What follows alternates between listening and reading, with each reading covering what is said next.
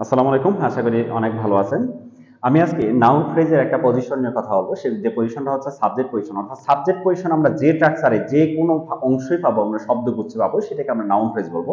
সেটা হতে পারে infinitive, to plus V one, হতে পারে V one plus ING, gerund আকারে। তাহলে দেখেন যে ভার্বাল ফ্রেজ বলতে আমরা কি বুঝি। এট ফার্স্টে আমরা একটু জানার চেষ্টা করি ভার্বাল ফ্রেজটা কি। ভার্বাল ফ্রেজটা হচ্ছে সেই ফ্রেজ যে ফ্রেজটা ভার্বের কাজ করে এবং সেই ভার্বের জায়গাতে বসে। নাউন ফ্রেজটা কি তাহলে?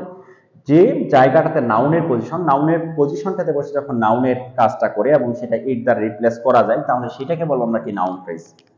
সেটাকে বলবো আমরা নাউন ফ্রেজ। কারণ দেখেন টু প্লাস বি ওয়ান কিন্তু আমাদের ইনফিনিটিভটা আমাদের অ্যাডভার্বের মতো আচরণ করে এবং মাঝে মাঝে কি নাউনের মতো আচরণ করে। এবং জিরানটাও কিন্তু আমরা মাঝে মাঝে কি পাই, অবশ্যই আমরা কি নাউন আকারে পেয়ে থাকি। যদিও পার্টিসিপল আকারে আমরা নাউনটাকে ভি ওয়ান প্লাসটাকে পেয়ে থাকি, কিন্তু আমরা ওটা হচ্ছে ডিফারেন্ট টাইপের।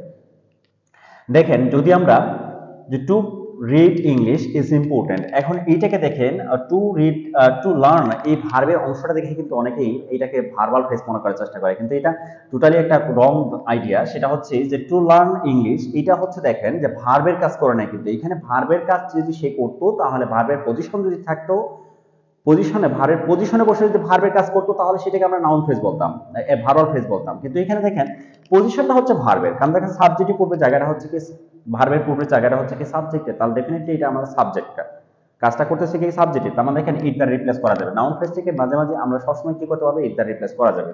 ইট ইজ ইম্পর্টেন্ট, এটা গুরুত্বপূর্ণ, এটা গুরুত্বপূর্ণ। তাহলে দেখেন আমরা ইট দ্বারা রিপ্লেস করা যাবে, তার মানে দেখেন এটাকে অবশ্যই আমাদের কি বলতে হবে, নাউন ফ্রেজ বলতে হবে। এটাকে আমরা কখনোই ভার্বাল ফ্রেজ বলতে পারবো না, এটাকে হবে কি নাউন ফ্রেজ।